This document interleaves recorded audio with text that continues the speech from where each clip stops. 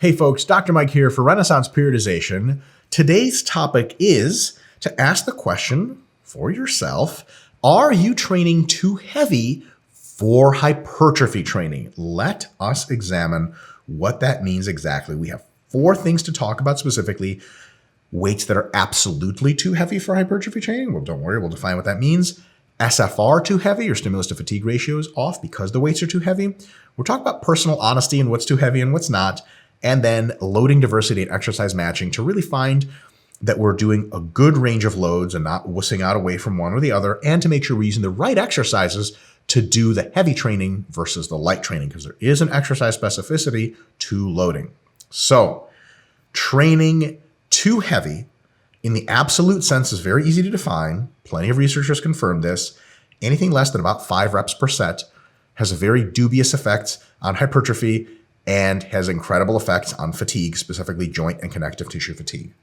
So what does that mean? That means if you're trying to get big by doing sets of 3, you're absolutely supplying enough tension. Enough tension per rep and per set. But because it's only 3 reps, the total volume of tension, right? It's like drinking orange juice that's really delicious, but you're drinking it 1/2 of a shot glass at a time.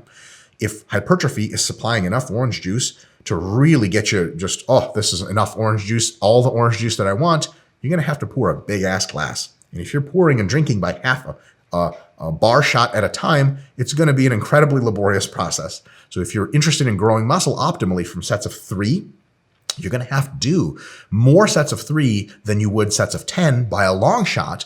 And each set of 10 is very hypertrophic because it's got lots of reps in it. Each set of 3, only a little bit, right? Only there's a set equivalency to hypertrophy where hard sets are roughly equivalent for hypertrophy.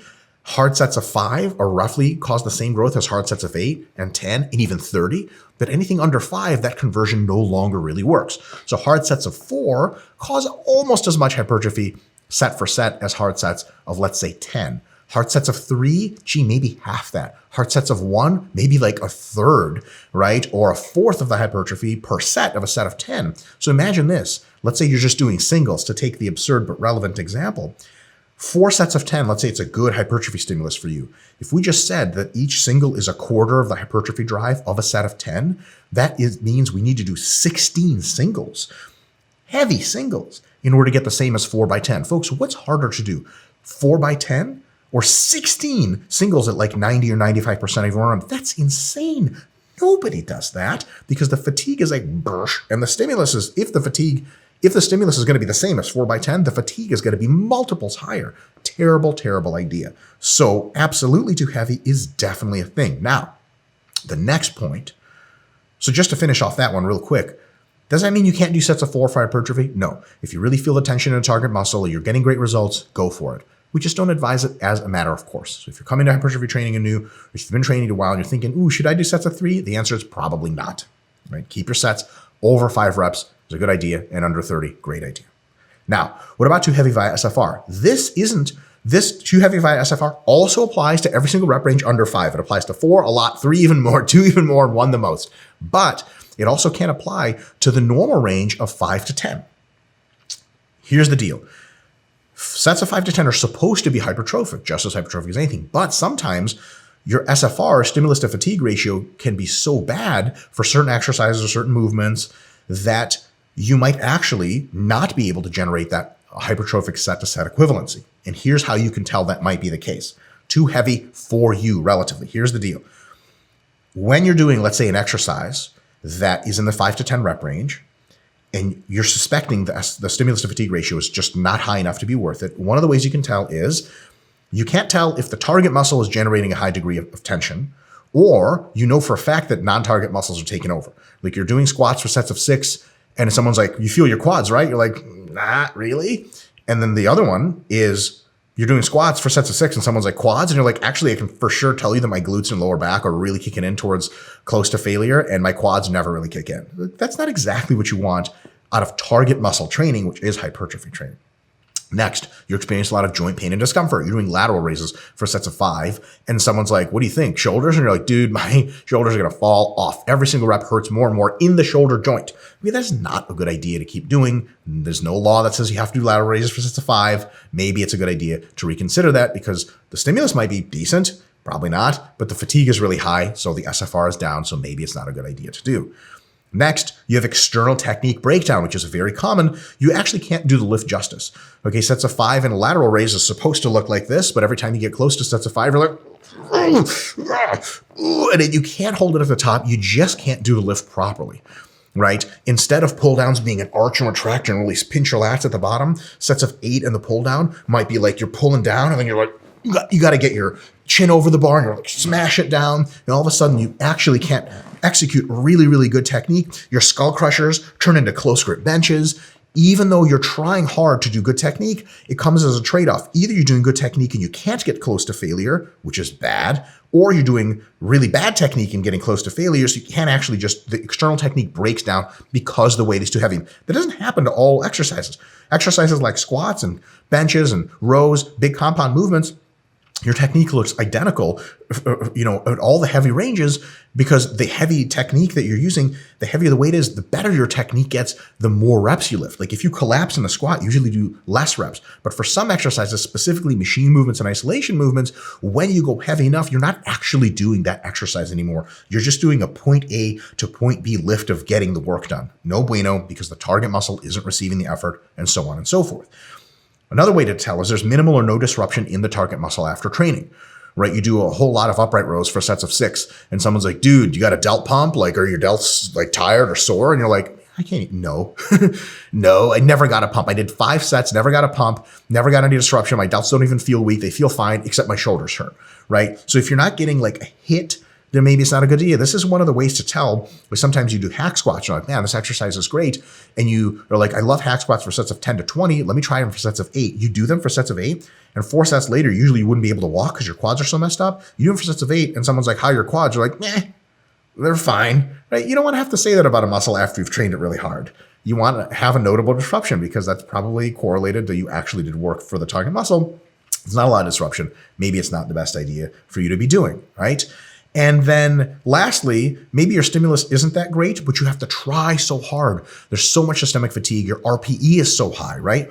In order to get psyched up to doing, let's say, squats for sets of 6, front squats or something, you need to just get really nasty, and that just tires you out like crazy. Or deadlifts for sets of 5 just tires you out like crazy to have to try that hard to lift those crazy heavy weights. If you lift more moderate weights, every set is just as hypertrophic, but you don't have to go nuts inside your head. You don't have to go crazy on the rating of perceived exertion. And all of a sudden you can do more sets, less systemic fatigue, less psychological fatigue. It's more sustainable of a movement for the same or greater hypertrophy. So if any of these things are going on to a really big extent, you might have an exercise that is a candidate for no longer training it as heavy. Now, this takes a lot of personal honesty to do. The personal honesty goes in 2 directions. Direction number 1 is this: you're not in the gym to hit PRs. You're in the gym to cause growth, and PRs are just a result of that growth and a tool to track it and make sure it's happening and a tool to cause it. But the PRs themselves are not growth. They're just a sign of growth. They're a sign that you're on the right track. They're not everything. So if you're hitting PRs and lifting super heavy, but you're not hitting your target muscle, you're just hurting your joints, all of that is really not a good use of your time.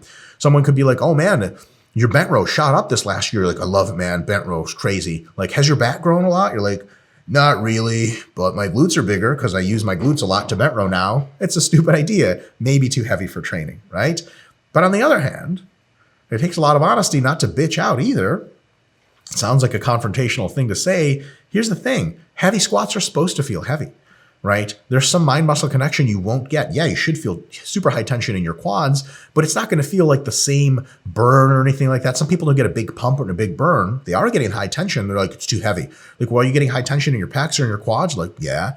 Or are you making progress? Yeah. Like, does the muscle feel disrupted after? Yeah, but like I could use a better pump. Like, it's not all pump training. So a lot of times people say, oh, it's too heavy, but even though they're checking all the SFR boxes that they're supposed to be for heavy training, because tension on the muscle is the big one there, don't worry about the pump too much. Definitely don't worry about the burn too much. So sometimes people stray away from heavy lifting because they're like, it's too heavy. I can't feel it. And you ask them some questions, it turns out they can feel it. They just don't want to lift that heavy. So don't wuss out on big weights. There's a good range of big weights to be using when you can still feel tension on target muscle and your joints aren't hurting, then it's all gravy. Keep doing it. But if your joints are hurting and you're no longer feeling tension on target muscle, honestly, then it is actually too heavy. Now, What about loading diversity and exercise matching? Here's the thing. We're talking about, oh, this is too heavy. Some exercises are supposed to be trained heavier, and you're unlikely to run into these problems with them. Deadlifts, presses, squats, barbells, pull-ups, usually they're really great to train in the 5 to 10, 5 to 15 rep range. So if you train them like that, you're unlikely to run into these problems. However, there are other exercises which you're really likely to run into these problems, and we would say don't really do them in the low rep ranges. For example, machines, dumbbell movements, things like lunges that require a lot of stability, cables, they're not usually going to feel like they're doing a whole lot of anything, and they're going to be causing a lot of fatigue in the 5 to 15 rep range, and they're better off in the 15 to 30 rep range. Not always, but on average. So if you do cable upright rows for sets of 8 and you're surprised that it only hurts your shoulders and doesn't feel anything in your delts, you might have had that coming. But if you're doing squats for sets of 8 and you're like, ooh, I sure hope this isn't too heavy, it's probably not. It's probably going to feel great. So what you want to do is use a diversity of exercises. Use the more compound barbell movements for the lower rep ranges and the machines and dumbbells and so on and cables for the higher rep ranges. And all of a sudden you've solved a lot of these problems before they ever actually occurred. Now, there's a benefit to using the entire loading range, sets of 5 to 30 reps. You just use different exercises for each range. And when an exercise feels too heavy, be honest about it, right? And either reduce the weight so you can get good mind-muscle connection, so on and so forth. Maybe just bump the reps a little bit, or keep the reps the same, but your mind-muscle connection is better, no big deal. Or switch to an exercise that tolerates higher load better. So if you're doing lateral raises and not feeling a whole lot, switch to upright rows, and all of a sudden those same sets of 8 are really, really awesome and everything's going super well.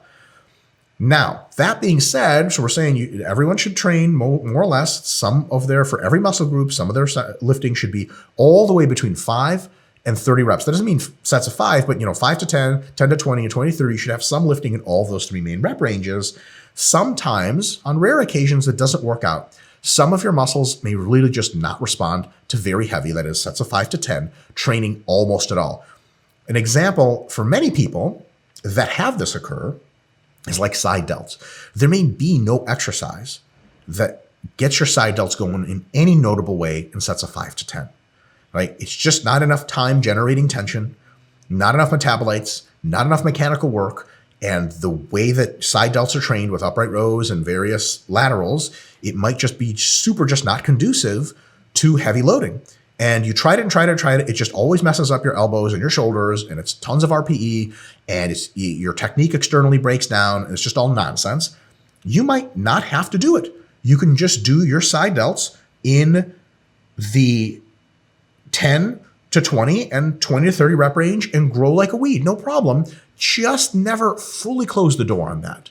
Keep an open mind, and maybe later you'll come back to side delts when you're bigger and stronger and have a better mind and muscle connection. All of a sudden, sets of 8 or 10 on the upright row is an excellent exercise. So don't say never. I'll never do hamstrings for sets of 5 to 10 because only sets of 10 plus work for me. Say, for now, for a while, for a few mesocycles, I'm going to leave that alone. Maybe you can thread it back later and see great results. So Justin Bieber was wrong. Never say never is internally contradictory advice. And I really hope that's all you've learned today. Folks, thank you so much. See you next time for the next video of what training too light is like and how to attack that problem.